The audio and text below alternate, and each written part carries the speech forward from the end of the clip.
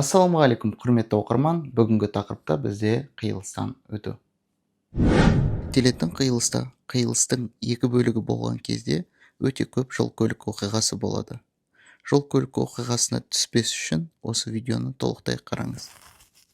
Реттелетін қиылыста қиылыстың екінші бөлігінде тоқта сызығы немесе тоқта белгісі болмаған жағдайда сіздер тоқтамай қиылыстан өтесіз. Бағдаршамның шамына қарамастан. Тағы да бір рет көрсетейін, анимацияны үлкейтіп. Міне, тоқта сызығы, тоқта белгісі жоқ па?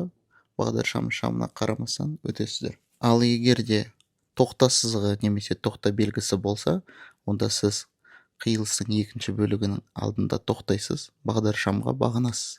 Қызыл жанса тоқтайсыз, жасыл жанса жүрісіңізді жалғастырасыз. Егер де сіздерге бұл ақпарат ұнаса, міндетті түрде тіркеліп кетіңіз. Бұл парақшада біз толықтай емтиханның бүкіл сұрағын бірге талдаймыз.